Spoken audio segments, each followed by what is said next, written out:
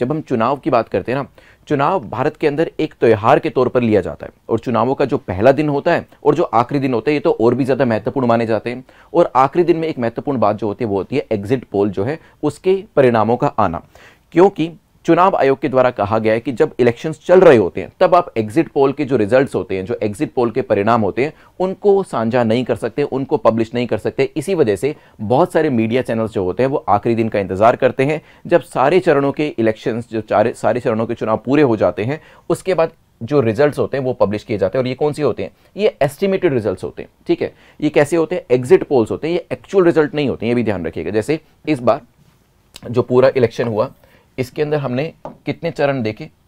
ये पूरा 7 चरणों में कराया गया। पहला चरण हुआ, दूसरा चरण हुआ, फिर तीसरा चरण हुआ, चौथा, पांचवा, छठा चरण, सातवां चरण।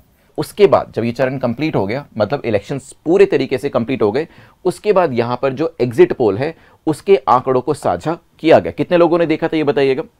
देखिए, हमेशा से ऐसा नहीं था, पहले ओपिनियन पोल्स भी हुआ करते थे जिसमें इलेक्शन चल रहे हैं और साथ के साथ ही अलग अलग मीडिया चैनल्स जो थे वो क्या करते थे, वो रिजल्ट पब्लिश कर देते थे। 2 चरण हुए, उसके बाद कहा पार्टी बी जो है वो जीत रही है, पार्टी सी और ए बीच पीछे है। आगे जाके फिर एक और मीडिया एजेंसी आ गई, उसने कहा कि पार्टी सी जीत रही है, पार्टी बी पीछे है। ठीक है, फिर छठे चरण के बाद कोई और आ गया, नहीं पार्टी बी जीत रही है, पार्टी सी पीछे है। इस तरीके से रिजल्ट्स लेकर आते थे। चुनाव आयोग के द्वारा इस चीज को लेकर कंप्लेन करी गई कि भाई अगर आप बीच बीच में ऐसे इलेक्शन के results, exit polls, opinion polls लेकर आओगे तो उससे कहीं ना कहीं आप जो मतदाता है उसके दिमाग को मैनिपुलेट करने की कोशिश कर रहे हो, उसके दिमाग से खिलवाड़ करने की कोशिश कर रहे हो। ठीक है, ये बात यहां पर कही गई।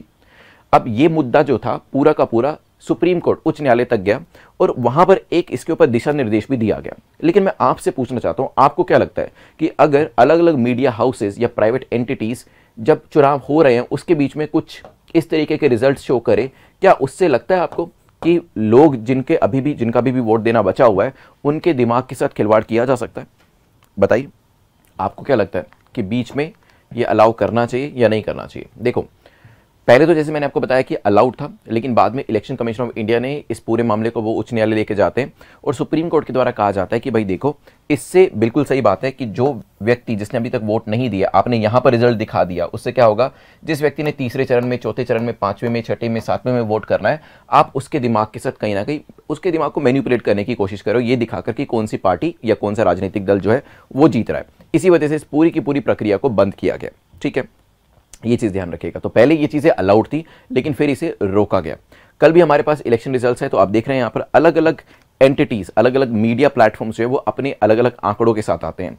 और ये भी हमने देखा है कि लोग ऐसे ही आंकड़ों को पसंद करते हैं जो कहीं ना कहीं उनकी थियरी को जस्टिफाई करते हैं। मतलब अगर उनको लगता है कि इस बार जो आंकड़ा है वो होना चाहिए 400 पार, तो वो इस आंकड़े को पसंद करेंगे, वो इस आंकड़े को पसंद करेंगे और वो इस आंकड़े को पसंद करेंगे। वो इस आंकड़े को पसंद नहीं करेंगे, इसको भी ज़्यादा पसंद नहीं करेंगे। ठीक है, जैसे यहाँ पर भी बात करी जाए, जो लोग इंडी गठबंधन को सपोर्ट कर रहे होंगे वो इस आंकड़े को पसंद करेंगे, इसको पसंद करेंगे, इसको पसंद नहीं करेंगे, इसको पसंद नहीं करेंगे, इसको पसंद नहीं करेंगे, इसको पसंद नहीं करेंगे।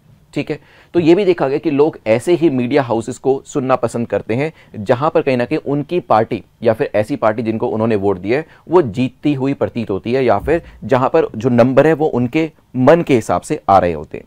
ठीक है, चलिए, खैर ये पूरा मामला जो था, जैसे मैंने आपको बताया कि सुप्रीम कोर्ट जाता है, जिसमें यहां पर PUCL करके एक ऑर्गेनाइजेशन है और यूनियन ऑफ इंडिया, तो 2 पार्टीज यहां पर जाती है और सुप्रीम कोर्ट कहता है कि देखो, एक तरफ तो आप ये बात कर रहे हो कि freedom of speech and expression होना चाहिए।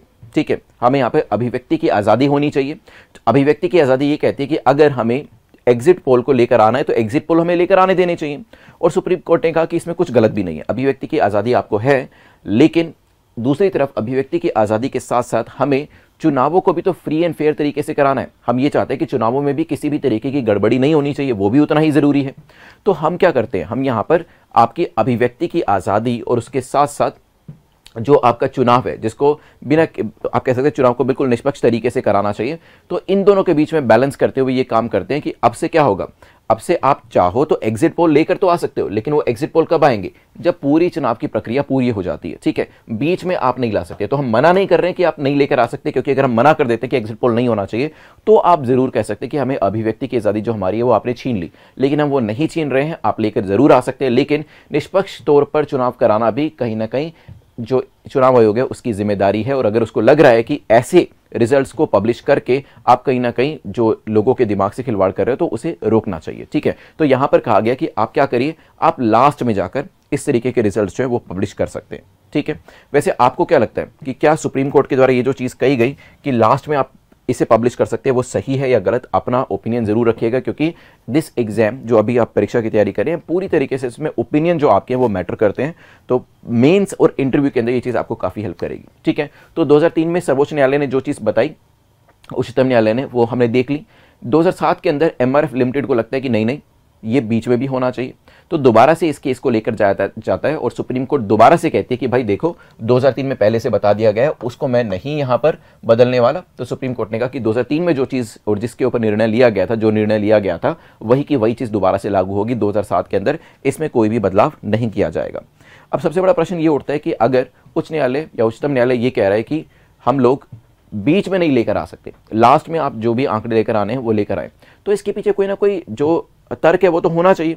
अब वही मैं आपसे जानना चाह रहा हूं कि आपको क्या लगता है कि जब ये चीज कही गई उच्चतम न्यायालय के द्वारा कि आप बीच में नहीं ला सकते, किसकी कंप्लेन पर? चुनाव आयोग की कंप्लेन पर, तो कोई ना कोई इसके पीछे तर्क तो होना चाहिए ना। तो अब आप बताइए, आपको क्या लगता है कि क्या आंकड़ों को बीच में लाने से लोगों के मस्तिष्क के साथ खिलवाड़ किया जा सकता है, या फिर ये सिर्फ कहने की बात है, इससे कुछ फर्क नहीं पड़ता है? बताइए।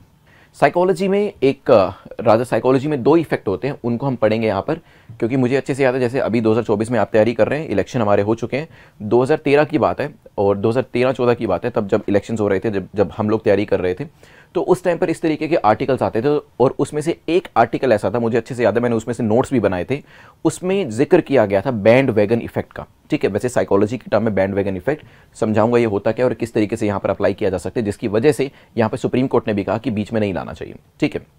बैंड वैगन इफेक्ट क्या होता है? बैंड वैगन इफेक्ट होता है, जैसे मान लीजिए यहां पर 2 चरण के चुनाव हो गए, मान लो टोटल 7 चरण है, 2 चरणों के चुनावों के अंदर यह दिखाया गया कि इस पार्टी ने 200 सीट जीत ली, इनके पास सिर्फ 15 सीट्स हैं और इनके पास एक भी नहीं है। अब बैंड वैगन इफेक्ट क्या कहेगा? बैंड वैगन इफेक्ट ये कहेगा, देखो जिन्होंने इनको वोट, एनडीए को वोट करना है वो तो एनडीए को करेंगे, जिन्होंने इंडिया को करना है वो इंडी गठबंधन को करेंगे, लेकिन कुछ वोटर्स ऐसे होते हैं जो कहीं ना कहीं बीच में होते हैं, तो उनको कहीं ना कहीं लगता है कि भाई देखो ये तो वैसे ही नहीं जीतने वाले, 2 चरणों के अंदर पता चली गया ये तो जीतने वाले हैं नहीं, तो क्यों ना ऐसी पार्टी को वोट किया जाए जो पहले से जीत रही है। ये बैंड वैगन इफेक्ट होता है, अभी काम नहीं करता है, तो ये जो आंकड़े दिए इसमें काम नहीं किया, क्यों? क्योंकि अभी तो ये चुनावों के बीच में कराया नहीं जा सकता, लेकिन हाँ पहले ये सब चीजें काम करती थी, ये ध्यान रखिएगा। बैंड वैगन इफेक्ट में क्या होता है, जब आपको पता है कि भाई एक पार्टी जीत ही रही है, तो आप अपना वोट को वेस्ट क्यों करेंगे? आप ऐसी ही पार्टी को वोट करो ना जो जीतने वाली है। तो कहीं ना कहीं आपको नहीं लगता कि 2 चरणों के बाद ये रिजल्ट दिखाकर हमने जो व्यक्ति है जो वोट करने जा रहा था, हो सकता है वो किसी और पार्टी को चूज करता, हो सकता है वो अदर्स को देता और हो सकता है वो एनडीए को देता, उसको कहीं ना कहीं हमने इन्फ्लुएंस कर दिया, ठीक है, ये हो सकता है, ठीक है। तो यहां पर बैंड वैगन इफेक्ट ना हो, इस वजह से आज से कुछ साल पहले इस पूरी प्रक्रिया को रोका गया था कि बीच में अगर आप कहीं ना कहीं परिणाम दिखाते हैं, एग्जिट पोल्स दिखाते हैं, तो उससे कहीं ना कहीं आप लोगों को इन्फ्लुएंस कर रहे हैं, ठीक है। लेकिन इसके विपरीत एक और इफेक्ट भी होता है जिसे कहा जाता है अंडरडॉग इफेक्ट। अब वो कैसे काम करता है? अंडरडॉग इफेक्ट काम करता है, जैसे मान लीजिए इनके पास 200 सीट्स हैं, इनके पास 15 सीट्स हैं, तो ऐसे लोग जो कि पार्टी को, तो इस पार्टी को सपोर्ट करते हैं, इंडी गठबंधन को सपोर्ट करते हैं, लेकिन उनको जब पता चला कि भाई हमारे गठबंधन में इतनी कम सीट्स, तो ऐसे ऐसे लोग जो कभी वोट करने गए ही नहीं और जिनका वोट से कोई लेना देना ही नहीं है, वो लोग भी क्या करते हैं, वो लोग कहते हैं नहीं इस पार्टी को हमारी जरूरत है, तो वो क्या करेंगे, वो लोग आने वाले चरणों के अंदर जो अभी तक घर बैठे हुए थे या फिर ध्यान नहीं दे रहे थे, वो क्या करेंगे, इसको ऊपर ले जाने के लिए ज्यादा से ज्यादा मात्रा में घरों से बाहर निकलेंगे और अपना वोट जो है वो यहां पर देना शुरू करेंगे। इसे कहा जाता है अंडरडॉग इफेक्ट, क्योंकि जब हम देखते हैं कि कोई अंडरडॉग है, कोई व्यक्ति ऐसे जो हार रहा है, कोई व्यक्ति ऐसा है जिसको जरूरत है, कोई नीडी पर्सन है, तो वहां पर हम सहायता करने के लिए जाते हैं। That is what is known as the underdog effect, ठीक है। और बैंड वैगन इफेक्ट में क्या है, जब हम देखते हैं कि कोई चीज वैसे ही जीत रही है तो हम उसको सपोर्ट करना शुरू कर देते हैं, और इसके साथ साथ जैसे आपने ये यूट्यूब पे भी देखा होगा कि देयर आर पीपल जिनके पास पहले से ही मिलियंस ऑफ व्यूज होते हैं, उनको लोग और भी देखना पसंद करते हैं, बिकॉज वहाँ पे एक सोशल प्रूफिंग हो गई कि पहले से ही इनका जो चैनल है उसको बहुत सारे लोग देख रहे हैं, तो आप भी देख लेंगे तो कुछ फर्क नहीं पड़ता है, ठीक है। तो और इसके अलावा जैसे मार्केटिंग में भी इसको काफ़ी देखा होगा आपने कि फ्यू पीपल आर, और let's say some people are using iPhone, तो आपको लगता है यार सारे लोग यूज़ कर रहे हैं तो may be this is something which must be bought, ये ऐसी चीज़ है जिसे हर किसी को परचेज करना चाहिए, ठीक है। तो जब आप देखते हैं कि एक पर्टिकुलर किस्म का फ़ोन एक पूरा समाज में ज़्यादातर लोग इस्तेमाल कर रहे हैं, तो कहीं ना कहीं एक प्रेशर आपके ऊपर भी पड़ता है कि इसे मैं भी ले लेता हूँ, क्योंकि बैंड वैगन इफेक्ट है, सोशल प्रूफिंग है, ठीक है। अंडरडॉग में क्या होता है, जब आपको लगता है किसी व्यक्ति को, किसी पार्टी को आपकी ज़रूरत है, तो वहाँ पर आप ज़्यादा से ज़्यादा कोशिश यही करते हैं कि उसको सहायता दी जा सके। तो ये दो इफेक्ट जो है वो काम करते हैं साइकोलॉजी की तरफ से, band wagon effect and underdog effect. लेकिन हमने ये देखा दोनों ही कहीं ना कहीं परिणामों के ऊपर नकारात्मक प्रभाव डालते हैं, और इसी वजह से कहा गया कि क्योंकि ये दोनों ही इफेक्ट हो सकते हैं, इसी वजह से हमें कहीं ना कहीं एग्जिट पोल जो है वो अलग अलग चरणों के बाद नहीं होने देना चाहिए। जब पूरे के पूरा इलेक्शन हो जाता है, पूरे के पूरी वोटिंग हो जाती है, उसके बाद ही हमें क्या करना चाहिए, उसके बाद ही हमें अलाउ करना चाहिए इस तरीके के डेटा को बाहर लाने के लिए, ठीक है। तो यहां तक क्लियर है, समझ में आया? ओके। देखो वैसे जब हम इन एग्जिट पोल्स की बात भी करते हैं ना, तो इसके अंदर भी आंकड़े कोई ऐसे नहीं है कि जो हमेशा हर बार एक्यूरेट ही रहते हैं। जैसे अगर हम देखें 2014 के अंदर, तो यहां पर कई बार ये सही भी हो सकते हैं और कई बार ये रियलिटी से बहुत दूर भी हो सकते हैं। जैसे यहाँ पर बीजेपी को लेकर बताया गया था कि कितनी सीट्स आएंगी, 288, लेकिन आई कितनी, 336, तो एक काफ़ी बड़ा डिफरेंस आपको देखने को मिल रहा है। कांग्रेस को लेकर बताया गया था कितनी सीट्स आएंगी, और यहाँ पर आप देख सकते हैं सीट्स जो थे वो काफ़ी कम आई थी। सिमिलरली 2019 के अंदर भी अगर आप देखेंगे, यहाँ पर अलग अलग आंकड़े जो है अलग अलग मीडिया एजेंसीज के द्वारा दिए गए हैं। जैसे एक्चुअल रिजल्ट जो था वो था 353 का। अगर पहले 3 कैटेगरीज देखेंगे, पहले 3 श्रेणियों के अंदर जो अनुमान लगाया गया है वो बिल्कुल सही है, ठीक है, या कह सकते हैं कि एक्चुअल के आसपास है। लेकिन उसके नीचे अगर आप आएंगे, आखिरी के 3 देखेंगे जो C voter, India news, poll start या एबीपी के द्वारा दिया गया है, सीएसडीएस के द्वारा, यहां पर अगर आप देखेंगे तो ये तीनों रियलिटी से काफ़ी दूर हो जाते हैं, ठीक है। यहां पर भी ये तीनों रियलिटी से काफ़ी दूर हो जाते हैं, बट पहले 3 जो है वो कहीं ना कहीं रियलिटी के आसपास आपको देखने को मिलेंगे, ठीक है। तो यहाँ पर ज़रूरी नहीं है कि एग्जिट पोल और जो एक्चुअल रिजल्ट्स होते हैं वो बिल्कुल एक दूसरे के आसपास हो। कुछ केसेस में वो आसपास हो भी सकते हैं और कुछ केसेस के अंदर वो काफ़ी दूर भी हो सकते हैं। तो इस पे ज़्यादा ट्रस्ट किया नहीं जा सकता। तो जब ट्रस्ट ही नहीं किया जा सकता तो फिर बात आती है कि फिर हम ये कर ही क्यों रहे हैं, क्योंकि यहाँ पर एक अनुमान लगाया जा सकता है कि अगर हमें सीट्स के बारे में आइडिया ना भी पता चले, लेकिन कम से कम ये तो पता चल रहा है। अगर आप देखें ये सारे आंकड़े क्या बता रहे हैं, सारे आंकड़े ये बता रहे हैं कि सरकार किसकी बनेगी, तो कम से कम ये आइडिया यहाँ पर लगाया जा सकता है, ठीक है। अब बात आती है ना, एग्जिट पोल जब जारी किए जाते हैं उस दिन पोलस्टर अक्सर अलग अलग अनुमान देते हैं। यह देखना दिलचस्प है कि लोग आमतौर पर उन एग्जिट पोल में रुचि लेते हैं जिनके अनुमान उनकी राजनीतिक प्राथमिकताओं के करीब है। तो जैसे मान लीजिए अगर कोई इंडी गठबंधन को सपोर्ट करता है तो वो किस आंकड़े को मानेगा। अगर हम ये माने कि ये 2024 के या फिर 2024 के आंकड़ों पर आते हैं, अगर कोई इंडी गठबंधन जो है उसको कहीं ना कहीं सपोर्ट करता है तो वो हो सकता है कि इस आंकड़े को दरकिनार कर दे, वो इस आंकड़े को मानेगा, वो इस आंकड़े को मानेगा, क्योंकि ये लोगों की टेंडेंसीज होती है कि जहां पर उनकी खुद की थियरी जस्टिफाई हो रही होती है वो उस आंकड़े को मानना पसंद करते हैं, ठीक है। और वैसे भी ये पूरी तरीके से पर्सनल ओपिनियंस होते हैं पॉलिटिकल पार्टीज़ के, और आपको ये भी नहीं पता है कि कितने लोगों ने आपको सच में जो डेटा दिया है वो एक्यूरेट डेटा है, तो ज़्यादा इस पर विश्वास नहीं किया जाता। लेकिन हाँ, फिर भी ये पूरी प्रक्रिया यहाँ पर कराई जाती है। इसके अलावा इसका कोई पैटर्न नहीं है। एक एजेंसी ने मध्य प्रदेश के परिणामों को सही भविष्यवाणी की हो सकती है, लेकिन राजस्थान के मामले में गलती की है। ऐसा बहुत बार देखने को भी मिला है कि अलग अलग एजेंसीज जो हैं वो अलग अलग जगहों पर अलग अलग आंकड़े देती है। कई बार ऐसा होता है कि एक जगह के उनके आंकड़े तो बिल्कुल ठीक हो जाते हैं, दूसरी जगह उसी एजेंसी के आंकड़े पूरी तरीके से गलत हो जाते हैं। कई बार ये भी देखने को मिला कि सारी एजेंसियां ठीक होती हैं एक राज्य को लेकर, और सारी एजेंसियां गलत हो जाती हैं दूसरे स्टेट को लेकर, दूसरे राज्य को लेकर। तो इसका कोई सेट पैटर्न नहीं है। हम ये नहीं कह सकते कि मान लीजिए अगर इन्होंने, मान लो ये 3 ऐसे कंपनीज हैं या फिर 3 मीडिया चैनल्स हैं जिन्होंने सही आंकड़े दिए तो हर बार ये सही देंगे। वो अपनी मेथडोलॉजी चाहे ही सेम रखे, अपना मेथड चाहे ही सेम रखे, लेकिन फिर भी इस बात की कोई गारंटी नहीं है कि अगर एक बार उनके आंकड़े सही हुए तो अगली बार भी ठीक होंगे, क्योंकि यहाँ पर कोई सेट पैटर्न नहीं है। तो ये बताना काफ़ी मुश्किल हो जाता है कि जो राज्य को लेकर डाटा या आंकड़े आ रहे हैं वो सही होंगे या गलत। अब यहाँ पर एक बार ये भी समझना होगा कि एग्जिट पोल जो है इसका आधार क्या होता है। देखो, एग्जिट पोल के लिए वैसे इसका तरीका क्या होता है, आप खुद सोचिए किस तरीके से हम एग्जिट पोल कराएंगे। एग्जिट पोल मतलब जब लोग पोल या फिर कहें कि वोट देकर बाहर निकल रहे हैं, एग्जिट कर रहे हैं, तो उनसे पूछा जाता है कि भाई आपने किसको वोट दिया।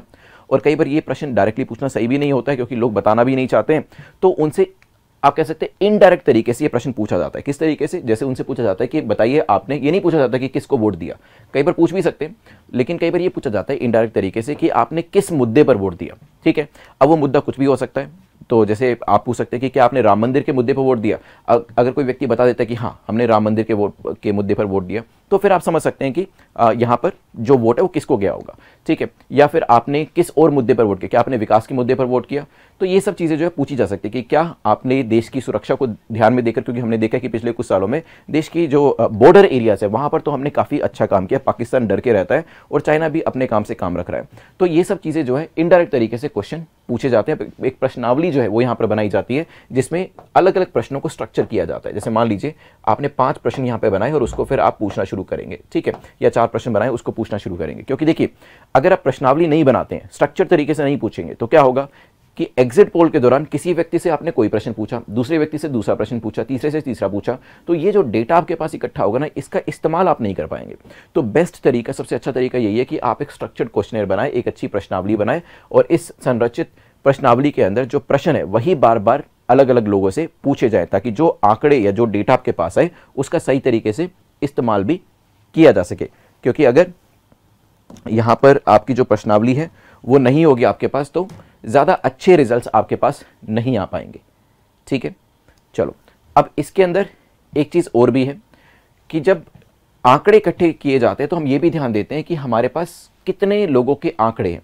क्या मैं 100 लोगों से पूछकर ये बता सकता हूँ कि सरकार कौन बना रहा है? बताइए, क्या मैं 100 लोगों से आंकड़े इकट्ठे करके, या फिर अपने व्हाट्सएप ग्रुप के अंदर मैंने आपसे पूछा कि बताइए कौन सरकार बना रहा है, तो वहां पर मान लो 1000 लोगों ने पार्टिसिपेट किया, क्या उसके बेसिस पे मैं बता सकता हूं कि कौन कितनी सीट्स जीतने वाला है?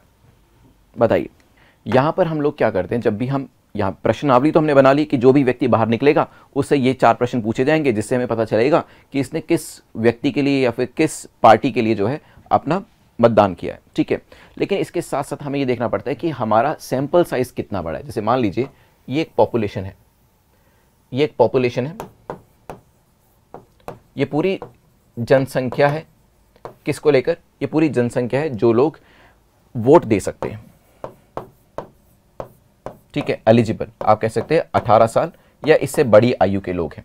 ठीक है, अब इसमें से मैंने 2 सैंपल लिए। ठीक है, ये हमारा पहला सैंपल है S1 और ये हमारा दूसरा सैंपल है, ये है S2। ये छोटा सैंपल है, इसका साइज स्मॉल है, ये एक बड़ा सैंपल है। अब आप बताएं S1 में से अगर हम कुछ एक्स्ट्रापोलेट करने की कोशिश करें या फिर इससे कुछ अनुमान लगाने की कोशिश करें, तो अनुमान जो इसके जरिए लगाया जाएगा वो सही होने के चांसेस ज़्यादा है, या इसके जरिए जो अनुमान लगाया जाएगा उसके सही होने के चांसेस ज़्यादा हैं? बताइए किस स्थिति के अंदर आपको ये दिख रहा है कि अनुमान जो है वो सही लगाया जा सकता है, S1 या S2? अब उस रफ आइडिया को हमें रिफाइन करना है, अगर उस रफ आइडिया को और भी अच्छा करना है तो क्या करना चाहिए? सैंपल छोटा होना चाहिए, बड़ा होना चाहिए? बताइए। यहां पर मान लीजिए 100 लोग हैं, इसके आधार पर, इन 100 लोगों के आधार पर मैं बता रहा हूं कि कौन सी पार्टी कितनी सीट्स जीतने वाली है। क्या ये सही होगा? या फिर यहां पर 1 लाख लोग हैं, इनके आधार पर मैं बता रहा हूं कि कौन सी पार्टी जीतेगी, किस व्यक्ति को या फिर किस पार्टी को कितनी सीट्स आने वाली है, S1 या S2? तो S2 के बेसिस पे, S2 के आधार पर अगर हम यहाँ पर अनुमान लगाने की कोशिश करते हैं तो वो अनुमान ज़्यादा सही होगा। क्यों? क्योंकि इसके अंदर लोग ज़्यादा हैं। ठीक है, तो कोशिश यही करी जाती है कि जितना बड़ा आंकड़ा हो उतना ज़्यादा अच्छा है। और धीरे धीरे हमने इस चीज़ पर काम भी किया है, क्योंकि जब पहले यहाँ पर इस तरीके के सर्वे किए जाते थे तो आंकड़े जो थे वो काफ़ी कम इकट्ठे किए जाते थे। हमने धीरे धीरे क्या किया, हमने धीरे धीरे यहाँ पर अपने सैंपल साइज को बढ़ाना शुरू किया।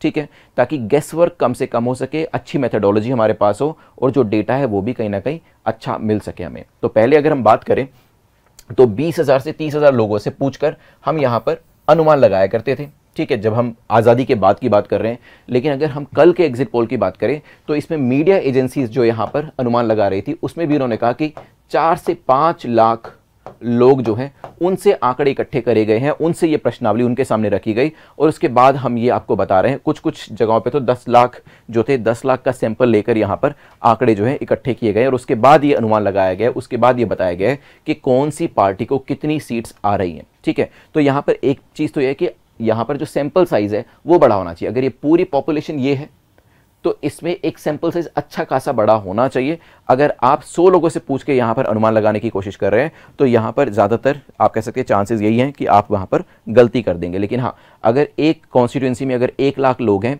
और आपने 20,000 लोगों से पूछा तो वो एक अच्छा सैंपल साइज आपको देखने को मिलेगा। तो वहाँ पर कहा जा सकता है कि कहीं ना कहीं सैंपल साइज आपका अच्छा है और इसी वजह से जो निर्णय आप ले पा रहे हैं या फिर जिन आंकड़ों के साथ आ पा रहे हैं वो कहीं ना कहीं सही है।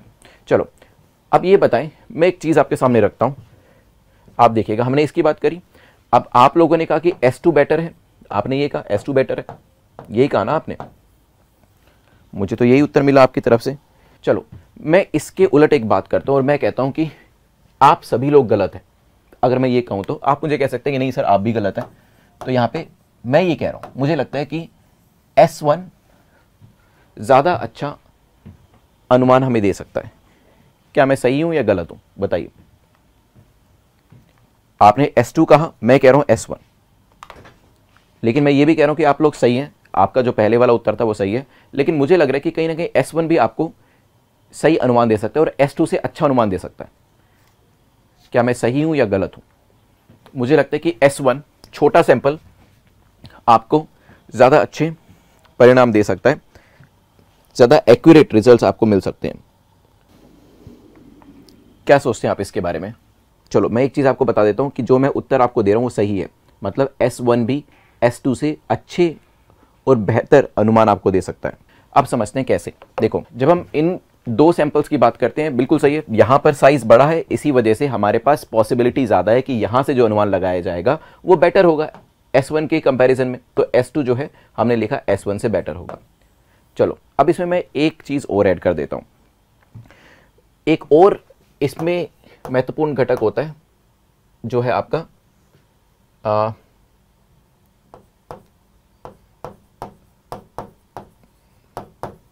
प्रतिनिधित्व। सो जब हम रिप्रेजेंटेटिवनेस की बात करते हैं, रिप्रेजेंटेटिवनेस, क्या आपको नहीं लगता कि ये भी एक महत्वपूर्ण घटक है? किसकी बात कर रहे हैं हम बात कर रहे हैं रिप्रेजेंटेटिवनेस की। तो रिप्रेजेंटेटिवनेस इंपॉर्टेंट है कि नहीं है, बताइए। जो प्रातिनिधिक है वो महत्वपूर्ण है कि नहीं है? मान लीजिए यहां पर 1 लाख लोग हैं, लेकिन ये 1 लाख लोग कौन है? ये एक ही कास्ट से हैं, ठीक है, ये एक ही मजहब को फॉलो करते हैं, ठीक है, इनका रिलीजन भी सेम है और इनका जो जेंडर है वो भी सेम है। मान लीजिए कि इसके अंदर सारे पुरुष हैं, ठीक है, महिलाओं को इसमें रखा ही नहीं गया है। तो एक ही कास्ट के, एक ही बैकग्राउंड के और साथ ही साथ एक ही रिलीजन के, एक ही जेंडर के लोगों को इसमें रखा गया। तो ये 1 लाख तो हैं, लेकिन डेटा कैसा है, जिसे हम कहते हैं होमोजेनस, एक जैसा डेटा इसके अंदर हमें देखने को मिला। यहाँ जो 100 लोग हैं ये अलग अलग जाति के हैं, इनकी जाति अलग है, इनका धर्म अलग है और इसमें अलग अलग जेंडर को, मेल फीमेल को लिया गया, थर्ड जेंडर को भी इसमें लिया गया। तो कहीं ना कहीं हमने क्या किया, यहाँ पे जो पूरे आंकड़े थे, जो डेटा था, उसे प्रतिनिधित्व कर दिया, मतलब पूरा रिप्रेजेंटेटिव बना दिया। अब बताइए कहाँ से हमें अच्छे रिजल्ट्स देखने को मिलेंगे? यहाँ पर एक ही जाति के लोग, एक ही धर्म के लोग, एक ही जेंडर के लोग हैं। यहाँ पर अलग अलग जाति के लोग हैं, अलग अलग धर्मों को मानने वाले लोग हैं, अलग अलग बैकग्राउंड के लोग हैं, अलग अलग जेंडर के लोग हैं। अब बताइए, देखो सैंपल साइज जो है वो तो इंपॉर्टेंट है, जितना बड़ा होगा उतना अच्छा, उतना एक्यूरेट डेटा हमें यहाँ पर मिलने की उम्मीद है। लेकिन सिर्फ सैंपल साइज से काम नहीं चलेगा। जब हम सैंपल साइज की बात करते हैं उसके साथ साथ हमें रिप्रेजेंटेटिवनेस, प्रतिनिधित्व जो है, ये एक जो कारक है ये भी देखना पड़ता है। इस घटक को भी हमें कहीं ना कहीं एक महत्वपूर्ण स्थान देना पड़ता है। तो यहाँ पे हमारे पास डेटा तो ज़्यादा होना ही चाहिए, उसके साथ साथ ये डेटा रिप्रेजेंटेटिव भी होना चाहिए, उसके बाद ही हमें सही परिणाम जो है वो यहाँ पर मिल सकते हैं, ठीक है। ये चीज़ ध्यान रखिएगा। तभी मैं आपको ये चीज़ बताना चाह रहा था कि सैंपल साइज बड़ा होना ज़रूरी है, लेकिन उसके साथ साथ उससे भी ज़्यादा ज़रूरी है कि हमारे पास जो आंकड़े हैं वो प्रातिनिधिक होने चाहिए, रिप्रेजेंटेटिव होने चाहिए, ठीक है। जैसे मान लीजिए यहाँ पर मैं एक काफ़ी बड़ा, इससे भी बड़ा सैंपल ले लूं, लेकिन मैं कुछ चुनिंदा लोगों को ही लूं जो एक जैसे हैं, तो क्या काम चलेगा? नहीं। सैंपल साइज तो बड़ा है, लेकिन रिप्रेजेंटेटिवनेस नहीं है। लेकिन इस केस में क्या है, मैंने यहाँ पर अलग अलग वर्गों के लोगों को लिया है, जिससे कि क्या होगा, मेरा पूरा सैंपल चाहे वो छोटा ही क्यों ना हो लेकिन वो रिप्रेजेंटेटिव हो जाएगा, और इसी वजह से मुझे जो परिणाम मिलेंगे वो बड़े सैंपल साइज से भी बेहतर होने वाले हैं। लेकिन यहाँ पे लिखे कॉमनली इंडिया में जाति धर्म पर ही लोग वोट करते हैं S2 में। बिल्कुल ठीक है, लेकिन S2 में तो हमने एक ही जाति के लोगों को रखा ना, तो एक ही जाति के लोगों को जब हमने रखा, जैसे यहाँ पर आए, मान लो हमने इसमें एक ही जाति के लोगों को रखा, तो ये लोग क्या कहेंगे, ये कहेंगे कि चलो हम 3 पार्टियां ABC, ये एक ही जाति के लोग कह रहे हैं कि हम तो सभी A को वोट दे रहे हैं और हम ये मान के बैठे हैं कि A जीतेगा, ठीक है। लेकिन जब पूरा डेटा हमारे पास आया तो पता चला कि भाई इनके अलावा भी तो बहुत सारे लोग हैं, और वो लोग कहाँ वोट दे रहे थे, वो B को वोट दे रहे थे, और जो अंत में परिणाम आए वो क्या थे कि B जीता। फिर हम यहाँ पर सोच रहे थे कि यार इतने सारे लोग तो कह रहे थे कि हम A को देंगे, लेकिन वो सभी लोग नहीं थे ना, क्योंकि वो रिप्रेजेंटेशन गलत था। अगर यहाँ पे हेट्रोजेनस डेटा होता तो वो बताते कि A को कितने लोग देने वाले हैं, अलग अलग जाति के लोग होते, अलग अलग पार्टी को देते, और वैसे भी हमारे यहाँ पर जाति के आधार पर, धर्म के आधार पर, और इसके साथ साथ जेंडर का भी खैर इतना ज़्यादा नहीं है, लेकिन हाँ जाति और धर्म के आधार पर जो वोट्स है वो दिए जाते हैं, तो इसी वजह से ये वाले फैक्टर्स जो हैं वो काफ़ी इंपॉर्टेंट भी हो जाते हैं, ठीक है। अब यहाँ पर सीट कैलकुलेशन करने के लिए कि कौन सी पार्टी कितनी सीट्स जीत रही है, इसके लिए एक मॉडल का इस्तेमाल किया जाता है जिसे कहा जाता है स्विंग मॉडल। और इसके ज़रिए हम लोग क्या करते हैं, हम लोग पिछली बार परिणाम क्या रहे थे, तो पिछली बार के जो परिणाम होते हैं उसको देखते हैं, उसके बाद इस बार कितना परसेंटेज शेयर आ रहा है उसको यहाँ पर मानते हैं, और उसके ज़रिए इस बार कितनी सीटें जो हैं वो कोई भी पॉलिटिकल पार्टी जीतने वाली है इसका अनुमान लगाने की कोशिश करते हैं। जैसे यहां पर देखिएगा, मान लीजिए कि एक पार्टी है B, पिछली बार इनको 25% वोट मिले, और मान लीजिए इनको 250 सीट्स मिली। इस बार ये आंकड़ा जो है बढ़कर हो गया 29%, ठीक है। कितना इसमें इजाफा हुआ, 4% पॉइंट का, ठीक है। तो इसके हिसाब से सीटों के अंदर कितना इजाफा होना चाहिए वो हम यहां पर कैलकुलेट करने की कोशिश करते हैं, इसे कहते हैं स्विंग मॉडल। पहले हम देखते हैं, क्योंकि हम क्या कर रहे थे वहां पे, याद करिएगा, हम हर व्यक्ति से पूछ रहे थे कि भाई किसको वोट दे रहे हो, तो हमें पता चला कि भाई 29% लोग ऐसे हैं जो किसको वोट दे रहे हैं, वो B को वोट दे रहे हैं, ठीक है। तो यहां पर देखा कि B को पिछली बार कितने वोट मिले थे, 25% मिले थे, इस बार कितने मिल रहे हैं, ज्यादा मिल रहे हैं। कितने ज्यादा मिल रहे हैं, 4%। तो ये 4% से कितनी सीटों का इजाफा होगा वो हम यहां पर कैलकुलेट करने की कोशिश करते हैं, ठीक है। ये उतना आसान नहीं है जितना यहाँ पर दिख रहा है, इसके अंदर भी कैलकुलेशंस काफ़ी ज़्यादा लगते हैं, लेकिन हाँ सिर्फ क्योंकि हमारा काम करंट अफेयर्स के लिए, तो इसी वजह से आसान तरीका ये है कि हम सीट्स को यहाँ पर कैलकुलेट करने की कोशिश करते हैं। क्या ये आंकड़ा पूरे तरीके से एक्यूरेट होता है, आंसर है इसका नहीं, क्योंकि इसके अंदर भी काफ़ी ज़्यादा बदलाव होते हैं, और ये भी देखा गया कि कई बार जो 4% है, कई बार वो सीट्स में कन्वर्ट होता है, और कई बार वो 4% सीट में उतना ज़्यादा कन्वर्ट नहीं हो पाता है। उसके अलावा जब भी हम पार्टीज़ की बात करते हैं, तो जब हमने ये देखा कि पिछली बार इतना वोट शेयर था, इस बार बड़ा है, तो हमें ये भी देखना चाहिए कि क्या पार्टी ने कोई नई अलायंस करी है कि नहीं करी है, क्या पार्टी का स्प्लिट हुआ है कि नहीं हुआ है, क्या पार्टी का कोई मर्जर हुआ है कि नहीं हुआ है। बट इन सब बातों को दरकिनार कर दिया जाता है, लेकिन हाँ स्विंग मॉडल के थ्रू यहाँ पर कैलकुलेट करने की कोशिश ज़रूर करी जाती है। इसके अलावा एक और मेथड होता है गिनती विधि, एक ये होती है। इसमें क्या होता है, जैसे मान लीजिए एक कॉन्स्टिट्यूएंसी है, इसके अंदर अलग अलग पोलिंग बूथ है, polling booth 1, polling booth 2, 3, 4, 5, 6, polling booth 7। यहाँ पर अलग अलग जो आपके प्राइवेट इंस्टीट्यूशन होते हैं जो कि इस तरीके से गणना करते हैं कि किसको कितनी सीट मिल रही है, और जो मीडिया एजेंसीज होती हैं वो अपने लोगों को खड़ा करती है हर जगह पर, हर पोलिंग बूथ के बाहर। उनका काम क्या होता है, याद करिए, वही प्रश्नावली को लेकर खड़े होना, लोगों से पूछना भाई कि किसको वोट किया या फिर किस आधार पर वोट किया, ठीक है, क्योंकि किस आधार पर किया उससे भी समझ में आ जाएगा कि किसको वोट किया।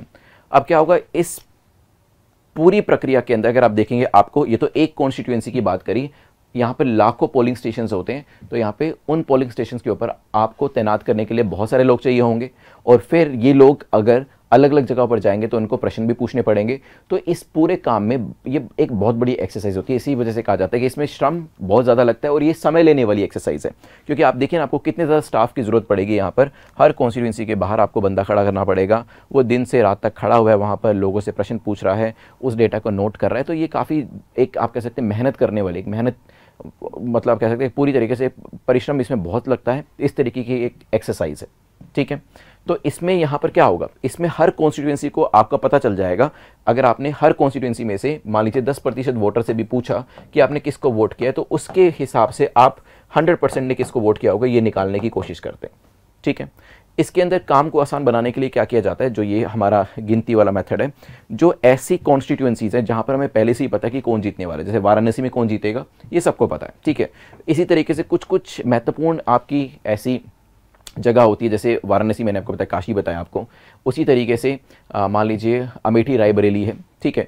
तो यहाँ पर कुछ अगर ऐसी ऐसी लोकेशंस हैं उनको गिनती से बाहर रखा जाता है, क्योंकि वहाँ पर समय की बर्बादी नहीं करी जाती, क्योंकि सबको पहले से ही पता है कि वाराणसी में कौन जीतने वाला है। तो उस वजह से ऐसी लोकेशंस को, ऐसी जगहों को इस गिनती से बाहर रखा जाता है, क्योंकि वहाँ पर रिजल्ट पहले से ही पता है कि कौन जीतने वाला है। लेकिन जहाँ पर कॉन्स्टिट्यूएंसी में कोई कंसेंसस नहीं होता है, आप कह सकते हैं कि काफ़ी टक्कर चल रही होती है दो अलग अलग प्रत्याशियों के बीच में, तो वहाँ पर इस तरीके की गिनती कराई जाती है और फिर ये पता लगाने की कोशिश करी जाती है कि यहाँ पर कौन फाइनली जीत कर आएगा हमारे सामने। ठीक है। तो ये गिनती की जो प्रक्रिया या गिनती विधि जो है, इसका भी इस्तेमाल यहाँ पर किया जाता है और इसके ज़रिए भी ये कोशिश करी जाती है कि पता लगाया जा सके कि कौन यहाँ पर जीतने वाला है।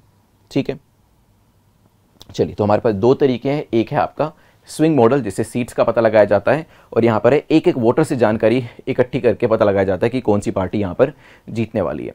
अब आता है, कई एग्जिट पोल सिर्फ सीटों के लिए एक संख्या देते हैं, कोई वोट शेयर नहीं, कोई जो इसकी पद्धति होती है उसके बारे में जानकारी नहीं देते। लेकिन आपको बताऊं, कल जब, क्योंकि अभी देखिए जनता भी काफ़ी ज़्यादा आप कह सकते हैं कि समझदार हो चुकी है, तो वो सीधा के सीधा जो आपके एग्जिट पोल होते हैं उसको नहीं मानती है।